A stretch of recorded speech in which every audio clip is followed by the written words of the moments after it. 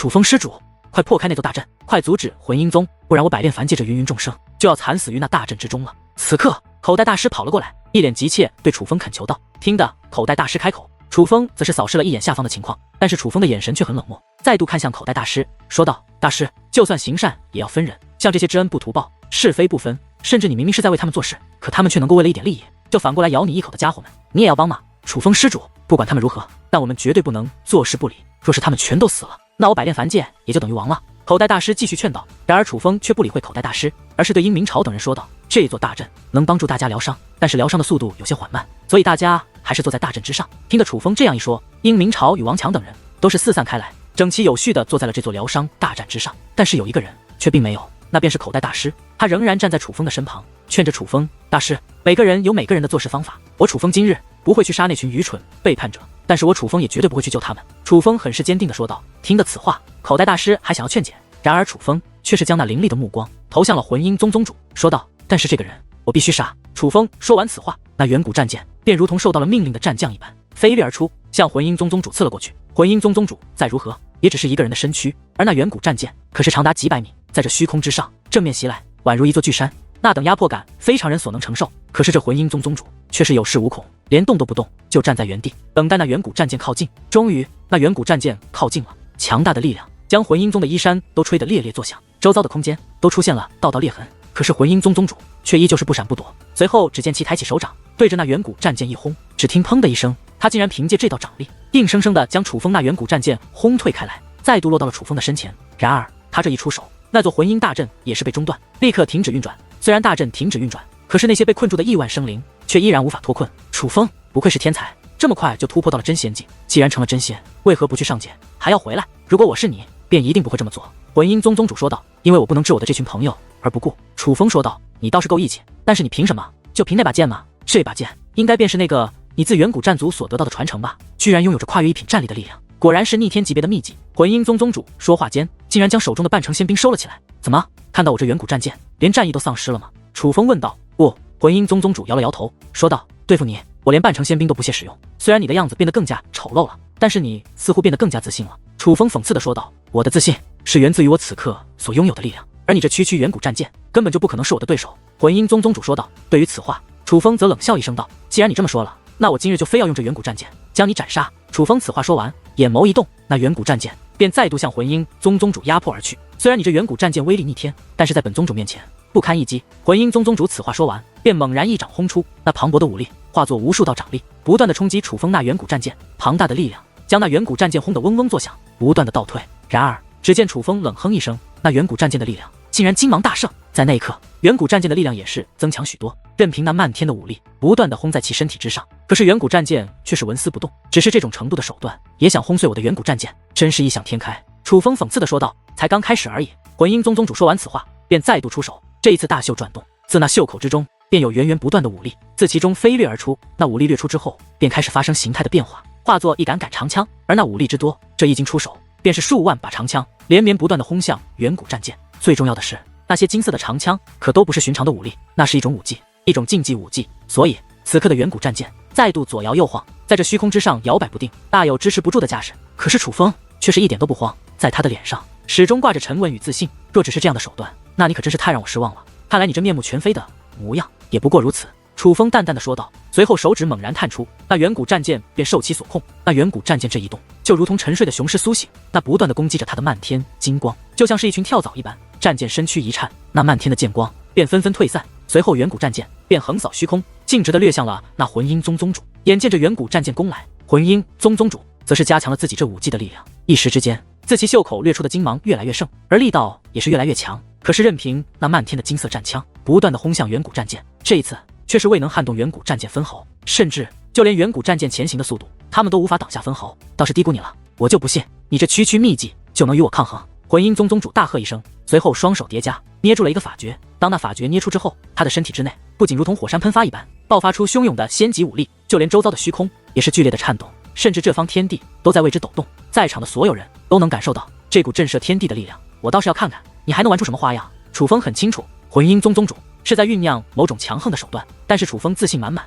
自信今日可以将其斩杀，所以楚风明知道他是在使用手段，却也不阻止他的意思。相反，楚风竟然停止了远古战舰的攻势，就这样静静的观望，要看看他到底还能耍出什么花样。今日楚风就是要让这个魂阴宗宗主败得心服口服，不凭借邪神剑的力量，楚风依然可以取其狗命，凭借自己的力量替其朋友讨回公道。而实际上，魂阴宗宗主施展手段的速度也是极快的。忽然之间，魂阴宗宗主双掌合并在一处，那覆盖其头顶上空的仙级武力便汇集一处，竟然化作一把大剑。这把大剑同样为金色，不仅金光闪闪，可是它看上去还非常的有质感，不像是武力凝聚而成，更像是一把由黄金打造而成的巨剑。巨剑的确是巨剑，这把巨剑足有2000米长，哪怕在虚空之上来观看，这也是一个真正的庞然大物。在这巨剑面前，远古战舰那几百米的舰体也是显得渺小不堪。最重要的是，这巨剑所散发的气息也是异常的磅礴且凶悍，这是一种祖境武技，并且不是寻常的祖境武技，是祖境武技中的威力极强的一种。可是当这祖境武技凝聚而成之后，魂阴宗宗主却并未立刻向楚风发动进攻，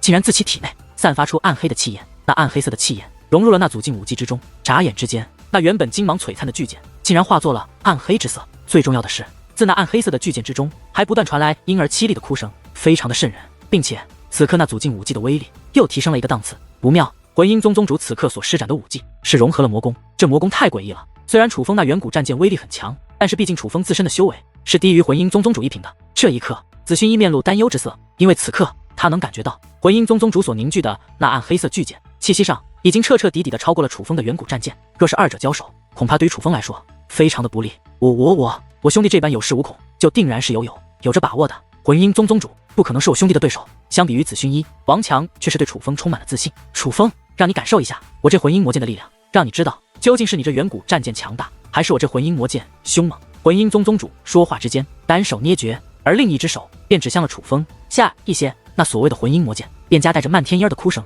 以及那恐怖的气息，磅礴的威压，向远古战舰攻了过去。没错，他是对准了远古战舰，而并非是楚风。他的意图非常明显，他就是要将楚风的远古战舰轰碎，以彰显他的实力。来得正好。见状，楚风也是不甘示弱，同样催动着远古战舰，向那所谓的魂阴魔剑攻了过去。这一刻，殷明朝、紫薰衣、王强、赵红等人哪里还顾着疗伤，一个个的都目不转睛地盯着那方战圈。他们也都想知道这一场对决究竟谁胜谁负，毕竟这不仅是事关成败的对决，同样也是事关荣辱的对决。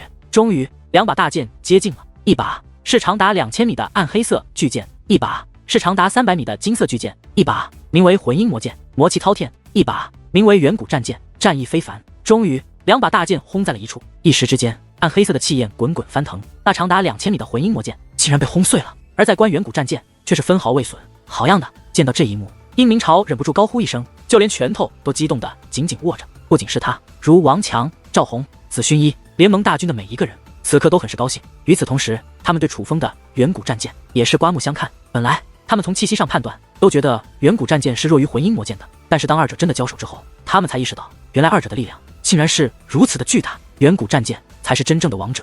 此刻他立于万米高空之上，任凭那暗黑色的气焰不停地滚动，可他却是纹丝不动，王者的气息展露无遗。而就在这时，那远古战舰动了，径直地刺向了魂阴宗宗主，并且这一次与先前的所有攻击都不同，不仅速度极快，并且所散发的气息也是非常的恐怖。这一次楚风可不再是试探，而是动真格的了，他是真的要斩杀魂阴宗宗主。可恶！眼见不妙，魂阴宗宗主则是将手掌摸向了乾坤袋，下一刻，半城仙兵龙鳞匕首便出现在了其掌心之上。半城仙兵已经握在手上，魂阴宗宗主的战力也是顿时大增，而这就是半城仙兵的力量，有他和没他，便仿佛是两个级别的存在一般，根本不能相提并论。当龙鳞匕首握在手中之后，魂阴宗宗主则是猛然挥动，一道巨大的金色光刃便横空扫过，只听当的一声，远古战舰便与那金色光刃轰在了一处。只是这一次，远古战舰未能像之前那般勇往直前，他被击退了，被那金色光刃给击退开来。不仅被击退了，甚至在远古战舰的剑神之上还出现了一个巨大的缺痕，而那缺痕正是先前被金色光刃所击中的地方。见到这一幕，殷明朝等人都是神色大变，眼中涌现出了浓浓的担忧，因为看眼下这个情况，哪怕是楚风这远古战舰也是无法战胜手持半城仙兵的魂阴宗宗主，真是卑鄙！说好的不用半城仙兵，现在怎么用了？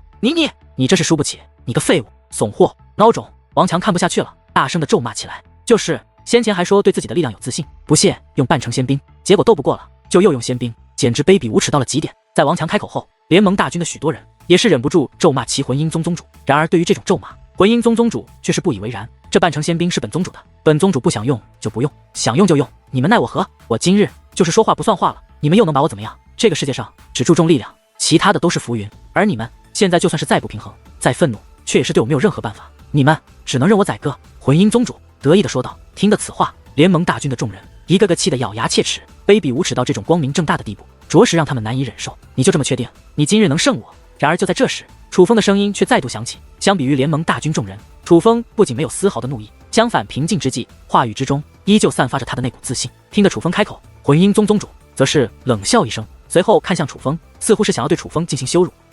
可是这一看，魂音宗宗主则是目光大变，因为他惊愕地发现，楚风那原本空空荡荡的手中多出了一物，那是一把四四方方的废铁。可正是这个废铁，让他感受到了巨大的威胁。楚风手中的那个，不是铠宏大师遗迹中的神龙血齿。这一刻，赵宏与王强也是眼前一亮，他们可是见过这神龙血齿的，但是当初那神龙血齿连一件祖兵都算不上，可是现在所散发的气息却是远非祖兵可比，唯有魂音宗宗主手中的龙鳞匕首方可媲美。半成仙兵，楚风兄弟，他竟然搞到了半成仙兵！这一刻，殷明朝等人则顿时大喜，他们终于知道为何楚风如此有恃无恐了。原来他不仅掌握着远古战剑这一强横秘籍，他还掌握着一把半成仙兵。而就在联盟大军狂喜无比，魂音宗宗主愁眉不展之际，其实还有两个人也在暗中悄悄注视着这一切，那是楚氏天族的两位，楚怀与楚月。此刻，在楚怀的手中握着一把伞，这把伞很大，并且为透明色。最重要的是，这伞不断的倾洒一种淡淡的光芒，那光芒倾洒而下，使得二人如那伞一样变成了透明之色。那是一件至宝，一件可以将二人隐藏的至宝。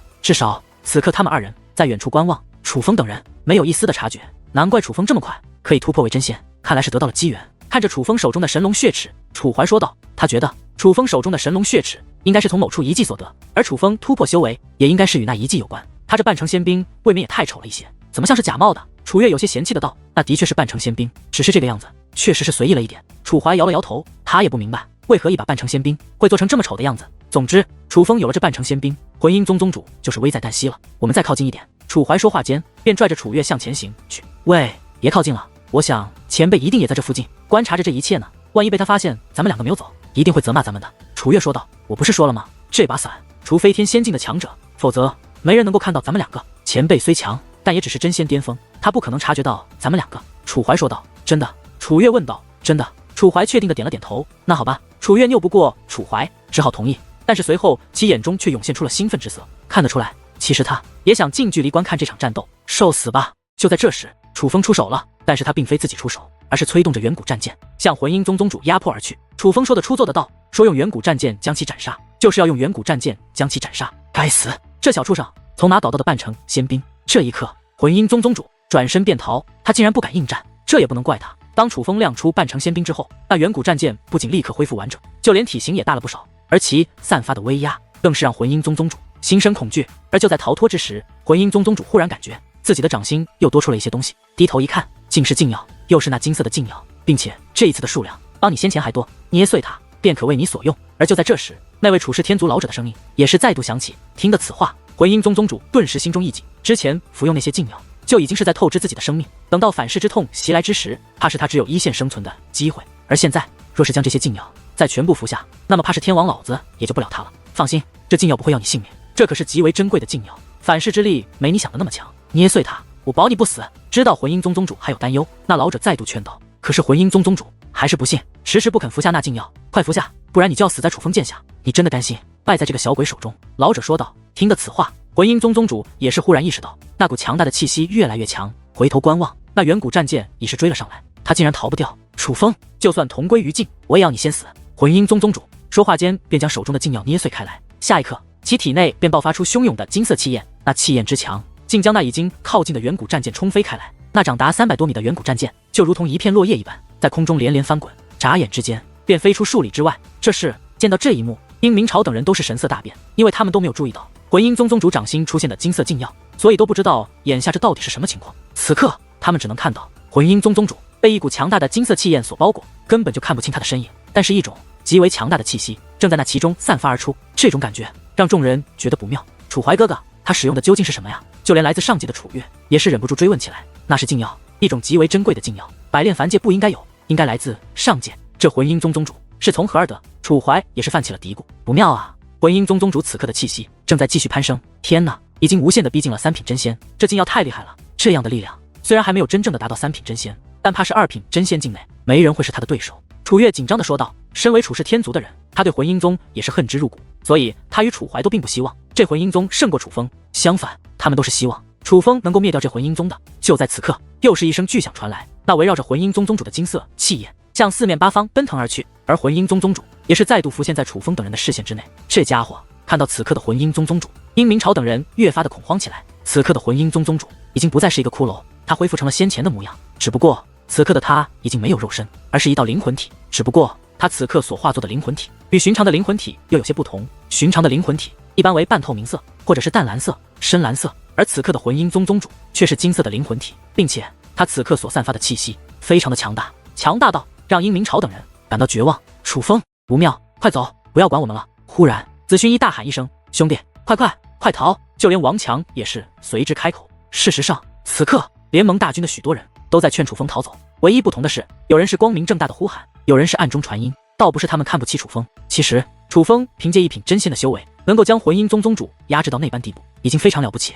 在他们心中，楚风的天才之名绝对名不虚传，已经是他们之中的最强者。但是此刻魂阴宗宗主不知道使用了什么手段，竟然进化到了这种地步。此刻的魂阴宗宗主太强了，在他们看来，楚风是无论如何也不可能斗得过这样的魂阴宗宗主。然而就在这时，魂阴宗宗主忽然意念一动，一股磅礴的威压便覆盖了这方天地，每个人都难以移动寸步。想逃，你们今日都要死在这里，死在我的手中，一个都别想逃！魂阴宗宗主说道。谁告诉你我要逃的？可就在这时，楚风却是缓缓地开口了。他不仅语气平静，就连面容也是没有一丝波澜。相反，楚风的目光看着魂阴宗宗主，充斥着一抹讽刺。这个楚风怎么如此自信？莫非他还有能够抗衡魂阴宗宗主的手段？楚月问道。不清楚，只是这个楚风来头非同小可，搞不好是某个上界的天才来此历练。若是那样的话，他就应该还有着可以抗衡魂阴宗宗主的手段。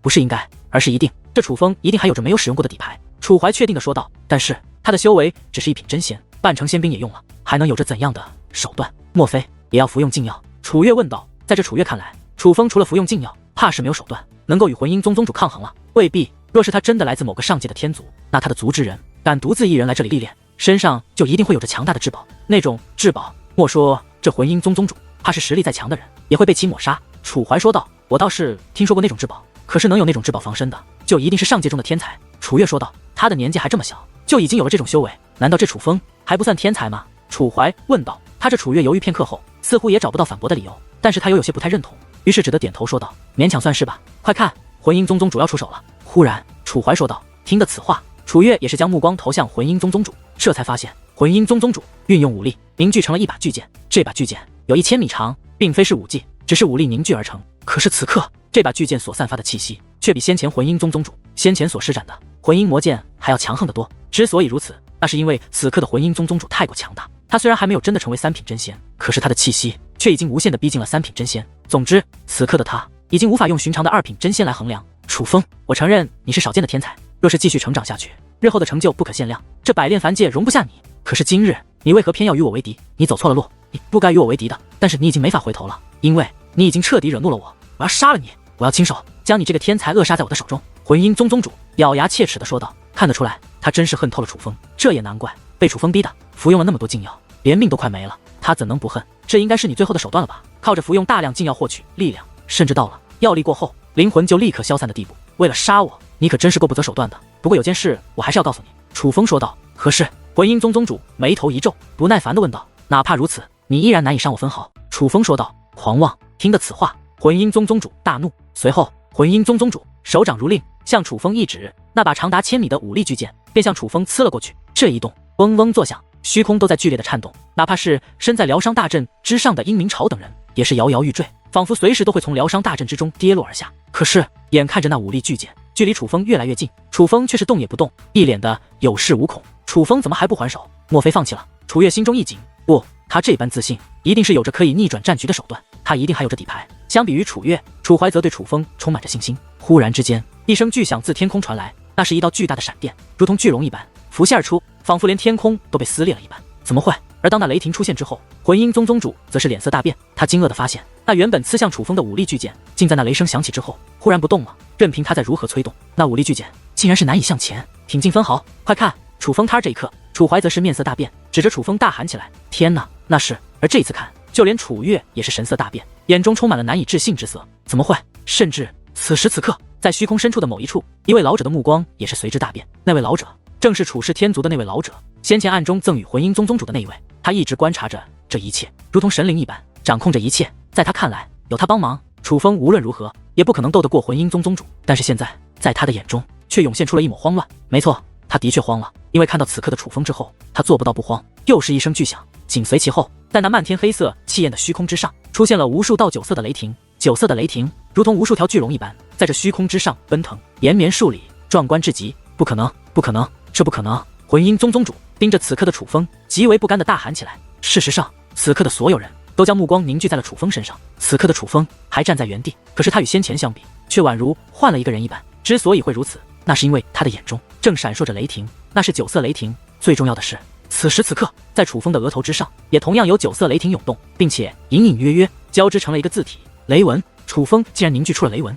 他刚刚踏入真仙，便解放了天极血脉中的雷纹的力量。楚月不淡定了，踏入真仙境之后，无论是天极血脉还是天赐神力，他们的力量都会被束缚封锁，唯有天赋异禀者才能解开那种力量，并且这也需要时间的积累。而楚月踏入真仙境已是有些时日，可是哪怕是现在的他，也还没有勉强解开天极血脉中的雷纹。但是楚风刚刚踏入真仙境，便解开了天极血脉中的雷纹，这让他怎能不惊？要知道，在整个楚氏天族之中，能够在真仙境便解开天极血脉力量的人也是不多，而能够刚刚踏入真仙境便解开雷纹的人，便唯有楚氏天族内那几个妖孽级别的天才可以做到。楚怀大哥，你说对了，这楚风还真是一个天才。楚月对楚怀说道。如果说先前的他还不认可楚风，那么现在的他已经认可了。不，他可不仅仅是天才那么简单。楚怀说道。楚月为之一愣。楚月，你仔细看看，他额头上的字，那可不是寻常的雷纹，而是传说之中的神级雷纹啊。楚怀说道。天空之上的9色雷霆越来越多，遮天蔽日，连绵数里，就连那副天空的魂婴大阵，在这9色雷霆的锋芒之下，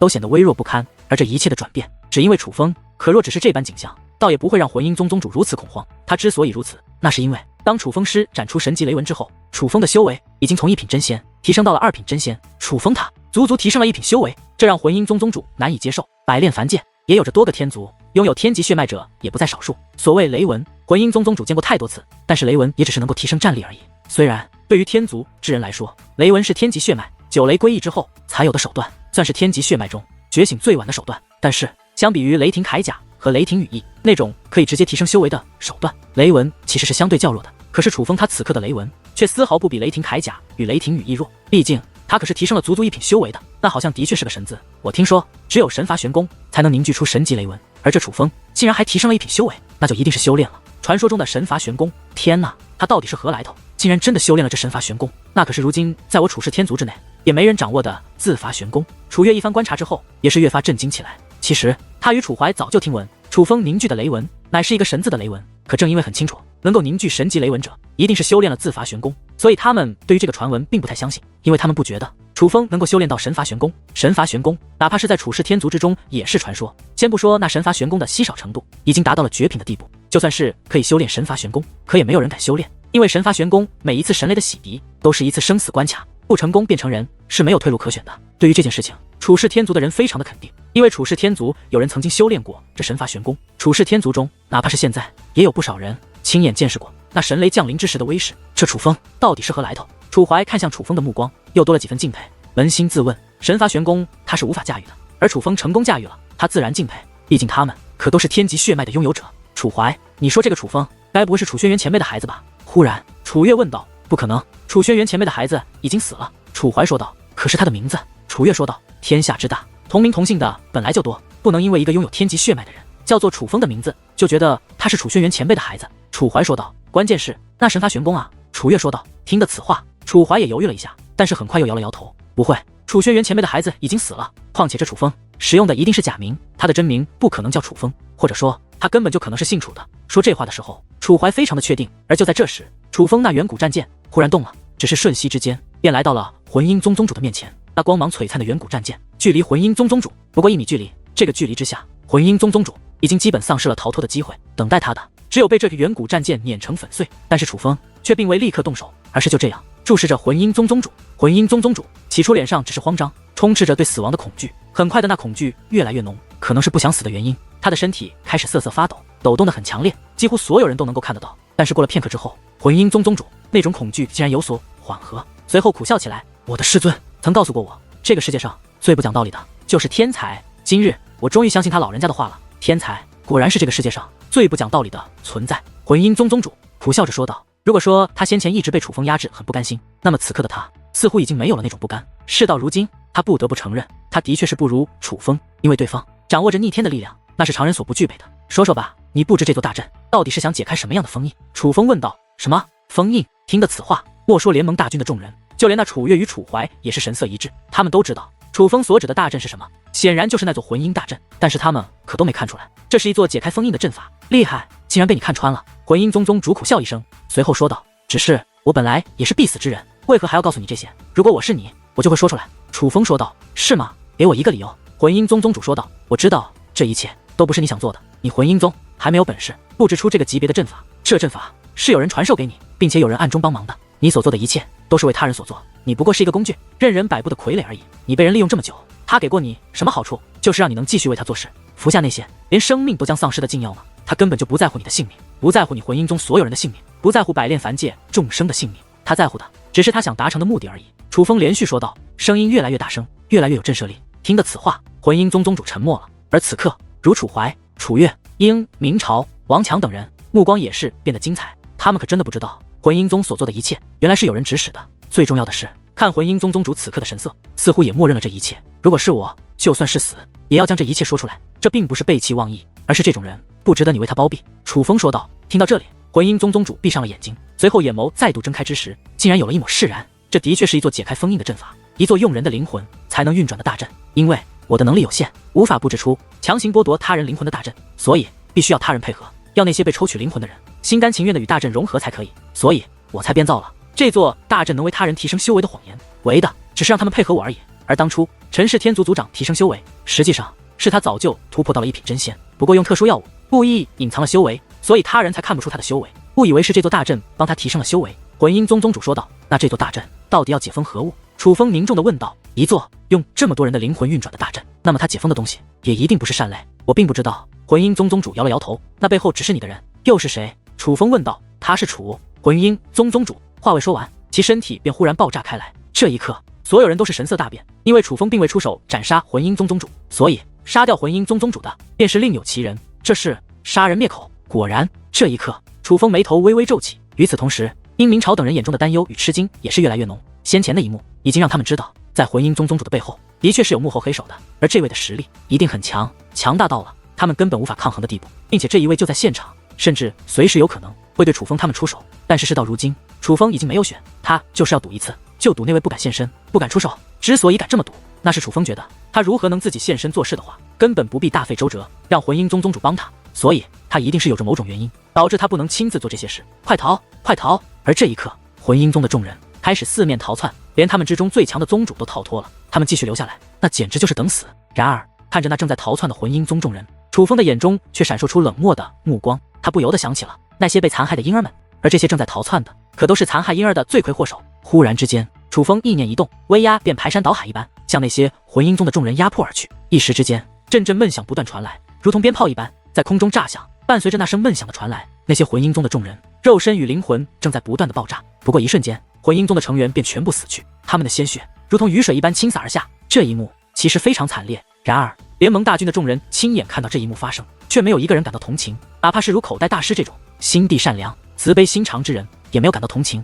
他们都很清楚，魂婴宗众人作恶多端，他们死不足惜。楚风，那大阵还未消散。这一刻，女王大人说道。而其实女王大人不说，楚风也是注意到，那座本由魂婴宗众人所凝聚的大阵还在虚空之上，依然覆盖着这方天地。按理来说，布阵者已经死去，这大阵也该消散，毕竟他是靠着魂婴宗众人那特殊的力量才汇集而成的大阵，而并非是单纯的靠结界之力。可正因为这座大阵本该消散，却并未消散，才更加说明了它的诡异。这大阵太危险了，不能留着。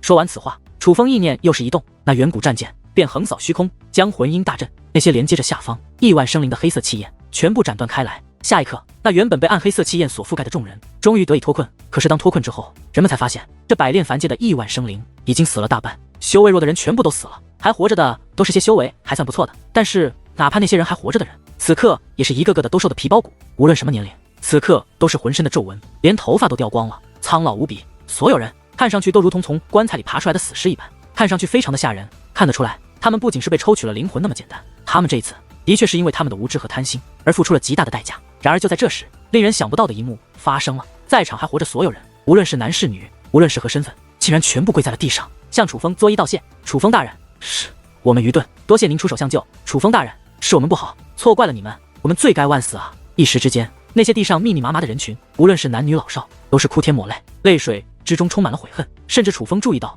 就连佛光天寺的方丈和仗剑仙门的掌教也在这其中。虽然他们并没有像其他人那般向楚风磕头作揖，但他们的脸上却也布满了悔恨的泪水。看得出来，他们虽然被困，但是先前所发生的一切，楚风与魂阴宗宗主的对话，他们都听到了。他们都知道自己中了魂阴宗的计，也终于知道殷明朝等人才是对的。而想一想他们自己的所作所为，他们自然惭愧不已。不用谢我，我来这里可不是为了救你们，你们的死活与我无关。楚风冷漠地说道。面对众人的道谢，他无动于衷，甚至楚风连看都不看他们一眼，因为楚风的目光盯着上方那座滚滚翻腾的魂阴大阵。这座大阵比楚风预想的还要复杂，而楚风觉得只要这魂阴大阵还在，他们的威胁便依然存在。楚风真是小看了你，然而你还是什么都改变不了。而就在这时，忽然一道声音自那魂阴大阵上方传来。糟了！听着这个声音，在场的众人皆是心中一紧，甚至不由自主的就有人颤抖起来。事到如今，他们都知道魂阴宗宗主的身后是有人指使的，而那个人能够控制魂阴宗宗主，便一定是一个非常利奥的存在。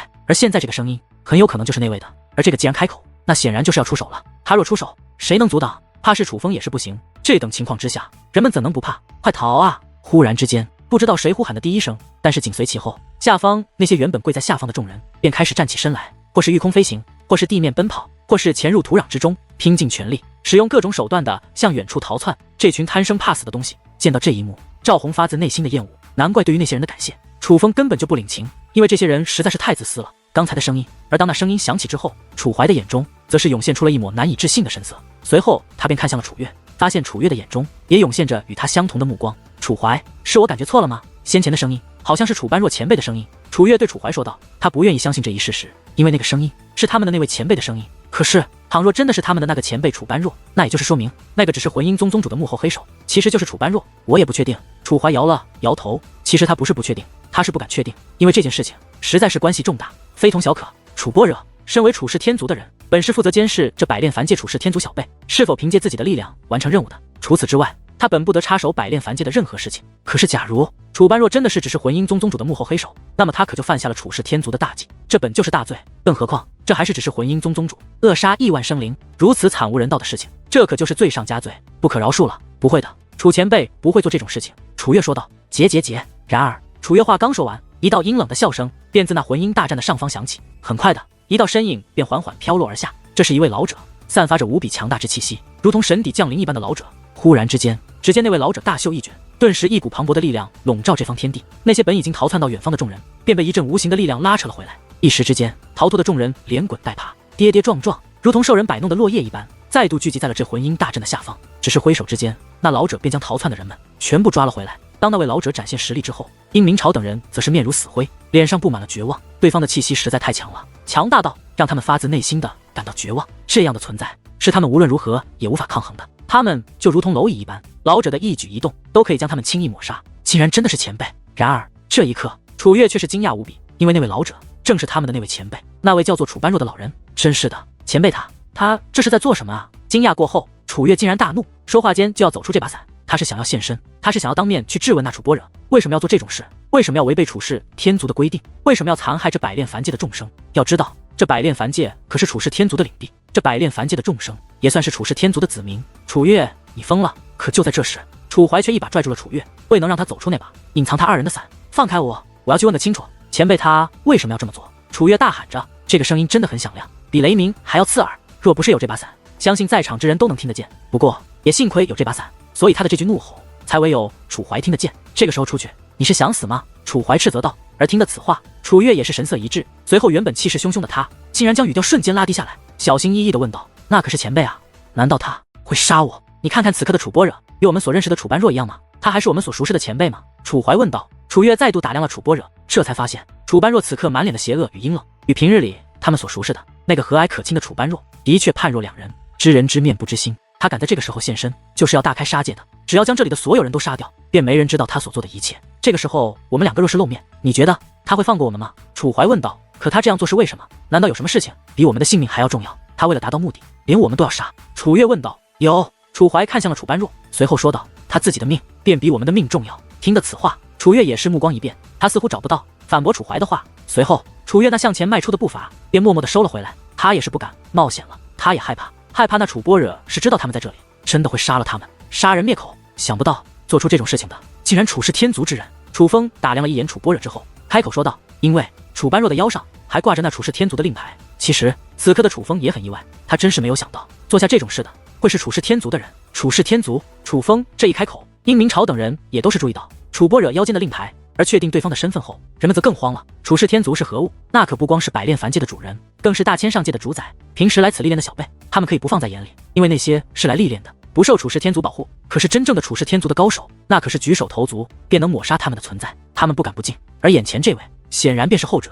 这样的存在，在他们面前根本就不是修武高手可以形容的。对方有主宰整个百炼凡界的能力，在他们面前就如同神灵一般，拥有着掌控一切的力量。与神为敌，他们如何取胜？楚风，你到底是何来头？竟然修炼了神罚玄功？楚般若对楚风问道。这与你无关。楚风冷漠地说道。楚般若淡淡一笑，嘴角掀起一抹阴冷，说道：其实说或不说都无所谓，反正今日你都是难逃一死，而也没人知道会是我杀了你。就算你身后有着靠山，又能如何呢？楚般若虽然这话说得平静，但看得出来，其实他也担心杀了楚风会得罪楚风身后的庞然大物。尽管这楚般若身后的楚氏天族已经是真正的庞然大物，可是楚风毕竟修炼了神罚玄功，他总觉得楚风背后的势力未必弱于楚氏天族，而以楚风掌握的手段和天赋，想必在其势力之中也是天之骄子。这种天之骄子，其实楚般若不敢得罪，因为若是被楚风所在的势力知道他杀了楚风，以他这种身份，怕是楚氏天族也不会保护他。为了平息对方的怒火，只会将他交由对方处置。这就是这楚般若心中的担忧。但他并不知道，其实楚风的身后并没有他猜想的庞然大物，他眼中的天之骄子不过是楚氏天族的废子而已，杀人灭口。这么说来，这件事不是楚氏天族指示，而是你自己想做的。楚风问道。你猜对了。楚般若淡淡的笑道。大人饶命啊，大人饶命啊。而就在这时，下方那密密麻麻的人群中再度传来求饶的声音，并且求饶的人越来越多。向下观望，那些人已经全部跪了下来，不断的向楚般若求饶。楚般若看了他们一眼，眼中却没有一丝怜悯，而是说道：不要急，我不会这么快就杀了你们。说完此话，他又看向楚风，你不是想知道我这座阵法是要解封何物的吗？放心，在你临死之前，我会满足你这个心愿，让你们所有人都开开眼界，这可能是你们一辈子都不会见到的场面。此话说完，楚般若便单手捏诀，下一刻竟一道暗黑色的气焰自其体内涌现而出，融入了那座大阵之内。他所散发的暗黑色气焰与魂音宗的不同，并没有婴儿凄惨的哭声，感觉上并没有那般阴森恐怖，自然的也就不是那么邪恶。可是如楚风这样的人，却能够清晰地感受到，眼前这位楚氏天族老者所散发的暗黑色气焰，可绝非魂音宗宗主可比，甚至魂音宗所有人加到一起，也不如这位老者的冰山一角。这才是真正恐怖的力量。阵阵轰鸣自大阵之中传来，震耳欲聋。楚风等人举目观望，眼中充满了不安，因为此刻的魂音大阵不再是暗黑色的一片，在那暗黑的大阵之中出现了道道蓝色的光芒，那应该都是先前百炼凡界亿万生灵被抽取的灵魂。忽然间，蓝色的光芒汇集在一处，与暗黑色气焰相互交织，化作一道气焰光柱，笔直地射入了地表深处。下一刻，下方的地表之上竟然出现了一道道金色的纹路，那纹路相互交织，非常的辽阔，如同纹路所汇集的海洋一般，竟是无边无际。至少下方的大地之上，在楚风视线所及之处，竟是那金色的纹路。那是一座磅礴到连楚风都会为之心惊的阵法，那是封印阵法。凭借出色的观察力，楚风很快就确定下方浮现而出的阵法乃是一座封印阵法。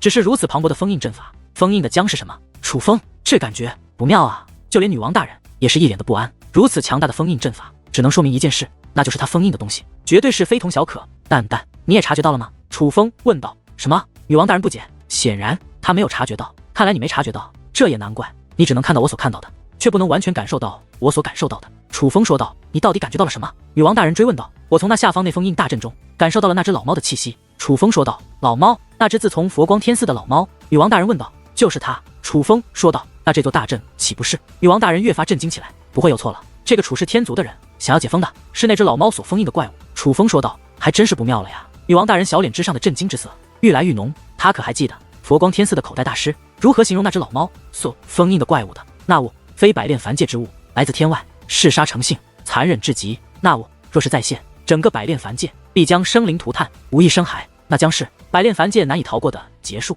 虽然不知道他为何要解封内物，但无论如何也不能让其得逞。楚风此话说完，便开始向殷明朝等人暗中传音。下一刻，殷明朝、王强、赵宏等联盟大军的所有人都收到了楚风的暗中传音。楚风的传音内容是：等一下，让他们立刻逃脱，以最快的方式离开此地。对于楚风忽然间的传音，人们还不知所措，有点没太搞清楚状况。而就在下一刻，楚风所在的方位忽然传来极为强大的气息，席卷天地。定目观看，楚风的身上竟然散发着血红色的气焰，而这一切的来源并非是楚风自身，而是楚风右手之上的那把剑——魔兵邪神剑。此刻的邪神剑已经融入了楚风的力量，被楚风催动开来，所以邪神剑的力量也是展现开来。血色的乌云很快便遮蔽虚空，竟然将那磅礴的大阵给遮掩了下去。而若非要形容的话，此刻那漫天的血色乌云可比那暗黑色的气焰还要诡异，还要令人不安。这便是楚风那把可以斩杀真仙的魔兵，好恐怖的气息，我好从未感受过如此压抑的力量。下方的许多人都是第一次见识到楚风的邪神剑，一个个的都露出了惊恐的神情，甚至就连殷明朝等人的眼中也是充满了不安。他们已经不是第一次见识这些神剑了，可是令他们奇怪的是，这些神剑仿佛不管在谁的面前都能展现他那无可匹敌的力量。尽管他们都很清楚，那个处世天族的老者拥有着如同神灵一般的力量，是他们不可抗衡的对手。尽管他们并不清楚那位老者的修为，但是能够确定的是，他们相差的实力绝对极其的悬殊。但是当这邪神剑的力量展现后，他们产生了一种错觉，就是也许楚风能够抗衡这个如同神灵一般的老者，因为那些神剑的力量丝毫不弱于那位老者，甚至那种无可匹敌的气势竟然比处世天族的那位老者还要强悍数倍。可就在众人惊讶于邪神剑的力量之时，那楚般若却是大笑起来，他这笑声不仅响亮，更是充满了讽刺的味道。楚风，你用这些神剑对付百炼凡界的这些人也就罢了，居然还妄想用它来对付老夫，你这也未免太瞧不起老夫了，竟然将老夫与那群不入流的东西同等对待，我只能说你真的很无知。楚般若讽刺地说道。尽管他也见识过邪神剑的力量，可是他显然并未将邪神剑放在眼中。而就在这时，楚风手中的邪神剑猛然抬起，指向了楚般若。下一刻，在场的众人无一不是神色大变，眼中充满了难以置信之色，就连楚般若也是神色一滞，随后缓缓地低下头，将目光投向了自己的胸口。此刻在他的胸口之上竟然出现了一个血窟窿，他的胸口被洞穿了。不仅如此，在他那伤口之上还出现了血红色的气焰，那气焰正在急速蔓延，是在吞噬他的肉身。而这个伤势之前魂音宗宗主也曾出现过，是邪神剑，是邪神剑的力量。是你？楚般若也是一脸的呆滞，眼中充满了难以置信之色，他不敢相信以他这样的修为竟然也会被邪神剑所击伤，并且这伤势让他猝不及防，怎么会？而事实上，莫说旁人，就连楚风的内心也是充满了震惊，就连他也没有料到这邪神剑居然能够如此轻易的就将处世天族那位老者击伤。要知道那位老者的气息当真是极强，强大到了让楚风觉得自己在对方的面前渺小无比，就仿佛站在其正对面的并不是一个人，而是一座无法逾越的大山。楚风，这些神剑的力量，此刻就连女王大人也是惊叹不已。淡淡，看来你也意识到了。楚风说道，毕竟从第一次使用邪神剑开始，楚风和女王大人就能够感受到邪神剑的力量，而事到如今，楚风发现了一个惊人的问题，随着邪神剑的使用越来越频繁，邪神剑的力量每一次都变得更强，一次比一次还要恐怖。受死！就在这时，那楚般若忽然大喝一声，下一刻，包括楚风在内的所有人都感受到了死亡的气息，是威压。楚般若并未施展某种武技或是动用武力，而是单纯的使用了威压。他的实力太强了，只是意念之间，他的威压便覆盖了这方天地，根本就不给楚风等人思考的时间，并且他的这股威压足以将楚风等人全部抹杀。楚般若与楚风等人的实力差距的确悬殊，可是就在所有人都觉得自己将要死去之际，又突然愣在了那里。他们惊愕地发现，先前那股致命的威压竟然在顷刻之间消失不见。又是你！楚般若看向了楚风，因为只有他清楚，阻挡他威压的那股力量是来自于楚风，是楚风将他的威压给阻挡了下来，把在场的所有人都给解救了下来。怎么回事？楚风看向了邪神剑，因为先前的一切发生的太快，他根本就没有反应的时间去催动邪神剑，所以是邪神剑自己释放的力量解救了众人，而并非楚风自己。换句话说，是邪神剑释放出了自己的威压，用他的威压将楚般若的威压给压制了下去。小子，你现在清楚了吗？本神并非大恶之辈，而现在的战局你根本无法胜过对手，所以放心的将你的身体交给本神，本神会阻止一切，给你一个满意的结果。就在此刻，邪神剑的声音忽然在楚风的耳中响起，我才不会中你的计，你只会为我所用，休想让我为你我所用。楚风坚定地说道。尽管这邪神剑先前的确是运用自己的力量解救了在场的所有人，可是楚风仍然不会将自己的肉身交给邪神剑掌控，因为他清楚邪神剑有多诡异，有多邪恶，这是一个比处世天族那位老者，甚至是比那个被封印之物都要可怕的存在，因此楚风对他没有丝毫信任可言。结节，小子，你还没有搞清楚眼前的形势啊！现在这种情况，你和你这群朋友若想要混下去，就必须依靠本邪神的力量，本邪神是你唯一的依仗，而你若想要得到我的力量，就必须将你的身体交给我。到底怎么选？你好好考虑吧。邪神剑笑道，你的这把魔兵是从何而来？就在此刻，那楚般若忽然开口问道，你无需知道答案，但你若现在就此罢手，我可以考虑放你一条活路。楚风说道。其实楚风并不是想要放虎归山，而是现在邪神剑已经不为他所控了。没错，就当邪神剑说出让楚风考虑的时候，楚风发现邪神剑的力量已经不受他所控。尽管邪神剑还握在楚风手中，但是楚风却难以再挥动它一下，而失去了邪神剑的力量。楚风根本就无法再与这个处世天族的老者抗衡，他只能趁着对方还不知道邪神剑已经不受其所控的时候，对其进行威胁，希望对方能够因为惧怕于邪神剑的力量，从而知难而退。虽不知你这魔兵从何而来，但你也不要以为凭借这把魔兵就能将老夫吓退。楚般若冷笑着说道，他不仅没有丝毫退却之意，相反他的脸上竟然有着一抹讽刺，就仿佛他已经识破了楚风的意图一般。见楚般若如此，楚风起初觉得他是虚张声势，所以楚风面色不改，反而冷然一笑，这就准备开口，本想继续吓唬一下对方，可谁曾想就在这时，楚般若竟然停止催动阵法，手臂一转，便有一物出现在其手中，那是一个乾坤袋内。那是看到那个乾坤袋，楚风目光一动，他认识那个乾坤袋，那乃是魂阴宗宗主的乾坤袋。先前与魂阴宗宗主交战的时候，那乾坤袋还一直在魂阴宗宗主的身上，楚风并没注意到什么时候落到了这位处世天族老者的手中。不过这也难怪，毕竟这位老者的实力深不可测，想要神不知鬼不觉的拿走一样东西，自然也是简单。只是楚风不明白，这位处世天族的老者拿魂阴宗宗主的乾坤袋是做什么？若论宝物，魂阴宗宗主乾坤袋内的宝物肯定无法与他相比吧？毕竟他可是处世天族的人。而就在这时，那位处世天族的老者竟自乾坤袋内取出了一物。楚风，你可还认得此物？处世天族的老者拿着此物对楚风问道。那是一块玉佩，这玉佩为金色，呈圆形，一经出现便散发出了一股浓烈的远古气息。最重要的是，在这块圆形的玉佩中间，以远古字体刻写着2个大字：镇魔。此物楚风岂能不认识？这就是那个连他的邪神剑都可以压制的至宝镇魔兵符。这镇魔兵符怎么会在他手中？莫非？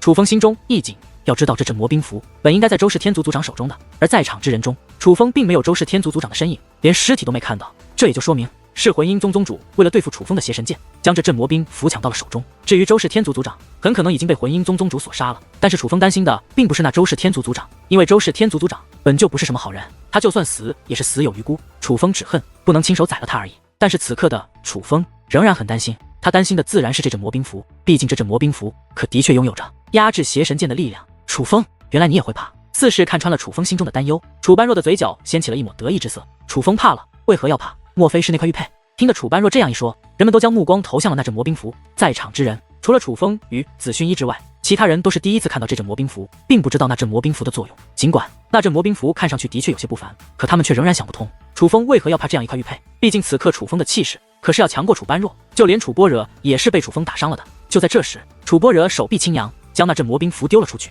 落入了高空之后，那镇魔兵符就如同是得到了释放一般，顿时散发出耀眼的金芒。那金芒不仅越发的刺眼，在那金芒之中竟然涌现出了道道文字，那文字就自镇魔兵符之中飘出，顺着金芒肆意开来，就仿佛金芒是海，文字是鱼，而那些文字就那样在海中奔腾，并且遍布所有金光所在之的。那文字很是古老，应该是远古时期的文字，并且难以解读。但是当那文字出现之后，那镇魔兵符的力量变得越发强大起来，甚至楚风等人能够听到一阵古老的声音不断自那镇魔兵符之中传来，那声音根本就听不懂，但是却有着一种极为神圣的感觉。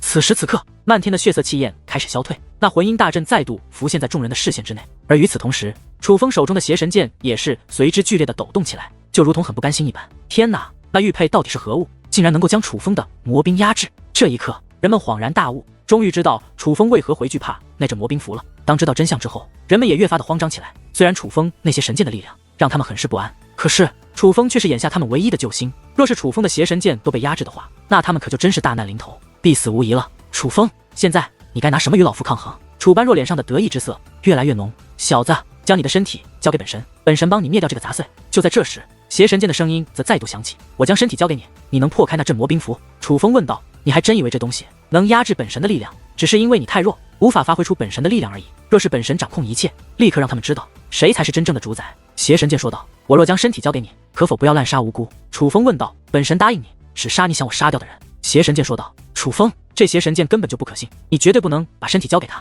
见状，女王大人则是赶忙开口，她已经听出了楚风的话中之意。楚风是准备将自己的身体交给邪神剑，可是邪神剑的意图如此明显，就是要吞占楚风的肉身。楚风若是将肉身交给他，楚风与死也就没有区别了。蛋蛋，抱歉，我现在真的是别无选择了，让我搏一搏吧。楚风苦笑着对蛋蛋说道。这邪神剑有多危险，楚风岂会不知道？但是就如楚风所说，现在的他的确没有选择了。若是将身体交给邪神剑，释放出邪神剑真正的力量，便能够斩杀掉处世天族的老者，阻止这场浩劫。只要邪神剑兑现承诺，那起码他的朋友们还能活下去，而他的肉身虽然会被邪神剑占据，但也不是就没机会抢夺回来，至少还有一线生机。然而就在楚风准备将自己的身体交给邪神剑的时候，那楚般若却手捏法诀，再度催动起那座阵法。下一刻，那道光柱再度融入地表之内，而那座连绵树里金光璀璨的封印大阵也是再度浮现出。我将身体交给你，快杀了这个人！